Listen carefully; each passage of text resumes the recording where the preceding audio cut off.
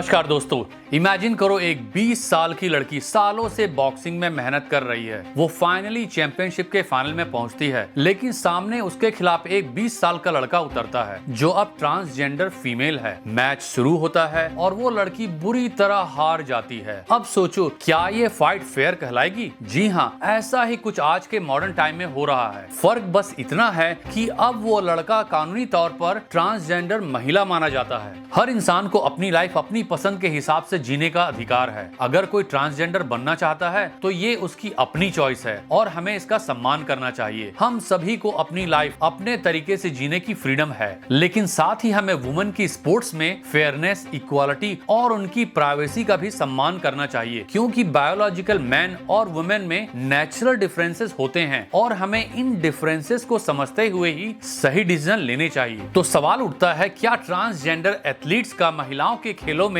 हिस्सा लेना फेयर है या ये महिला खिलाड़ियों के साथ एक अन्याय है? आज हम इसी कंट्रोवर्शियल मुद्दे पर गहराई से चर्चा करेंगे। ये सिर्फ खेलों की बात नहीं है, ये इक्वालिटी, जस्टिस और वुमेन्स राइट्स से जुड़ा एक बड़ा सवाल है। तो बने रहिए, क्योंकि ये वीडियो आपको सोचने पर मजबूर कर देगा। 2022 में लिया थॉमस नाम की एक ट्रांसजेंडर स्विमर ने वुमेन्स स्विमिंग कंपटीशन में रिमार्केबल सक्सेस हासिल किया। हालांकि उसकी जीत एक महत्वपूर्ण सवाल खड़ा कर दिया, क्या यह फेयर है? लिया थॉमस, जो पहले विलियम थॉमस था, पहले मैन स्विमिंग कंपटीशन में कम्पीट करती थी। 2018-2019 सीजन में मेंस 500 यार्ड फ्री स्टाइल में 65वां स्थान प्राप्त किया था और फीमेल ट्रांजिशन के बाद उन्होंने वुमेन्स 500 यार्ड फ्री स्टाइल में फर्स्ट पोजीशन हासिल किया और यह उसकी जीत वाइड स्प्रेड कंट्रोवर्सी का कारण बना और ग्लोबल हेडलाइन में आया। क्या आप जानते हैं कि 2024 में 300 से अधिक वुमेन एथलीट्स ने ट्रांसजेंडर कॉम्पिटिटर्स के खिलाफ मैचेस खेलने से इनकार कर दिया। 2024 में 65% अमेरिकन सिटीजन्स ने कहा कि ट्रांसजेंडर एथलीट्स को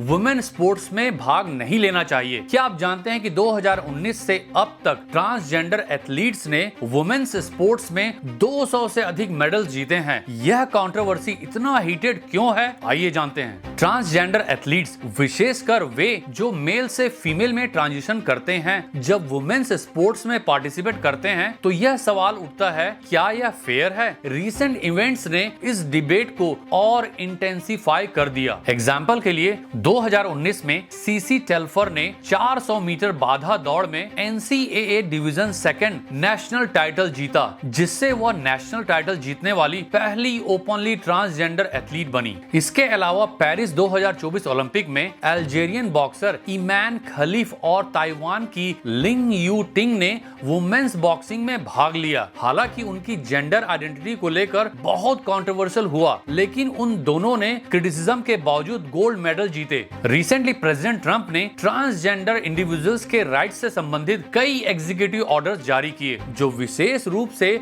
वुमेन्स स्पोर्ट्स, मिलिट्री सर्विस और जेंडर आइडेंटिटी को प्रभावित करते हैं। प्रेसिडेंट ट्रंप ने keeping man out of women's sports शीर्षक से एक एग्जीक्यूटिव ऑर्डर पर साइन किया। इस ऑर्डर के अनुसार ट्रांसजेंडर वुमेन जिनका जन्म मेल के रूप में हुआ है, उनको वुमेन और गर्ल्स के स्पोर्ट्स में पार्टिसिपेट करने से बैन किया गया। प्रेसिडेंट ट्रंप ने नया ऑर्डर जारी किया। इस ऑर्डर में कहा गया कि ट्रांसजेंडर इंडिविजुअल्स अब मिलिट्री में शामिल नहीं हो सकते। इसका कारण यह बताया गया कि ट्रांसजेंडर इंडिविजुअल्स को होने वाली मेडिकल इश्यूज, सर्जरीज और मेंटल हेल्थ से जुड़ी प्रॉब्लम्स मिलिट्री की रेडीनेस और यूनिटी के लिए हार्मफुल हो सकती है। प्रेसिडेंट ट्रंप ने एक एग्जीक्यूटिव ऑर्डर पर साइन किए। इस ऑर्डर में फेडरल एजेंसीज को निर्देश दिया गया है कि वे केवल 2 जेंडर्स, मेल और फीमेल को उनके बर्थ के समय निर्धारित बायोलॉजिकल सेक्स के आधार पर ही मान्यता दें। इसका मतलब यह है कि ट्रांसजेंडर फीमेल जो कभी पुरुष थे, अब वुमेन्स बाथरूम और लॉकर रूम में एंटर नहीं कर सकते। प्रेसिडेंट ट्रंप के इन ऑर्डर्स पे साइन करते ही एक बहुत बड़ी बहस छिड़ गई और इसने कई लीगल चैलेंजेस को जन्म दिया, विशेष रूप से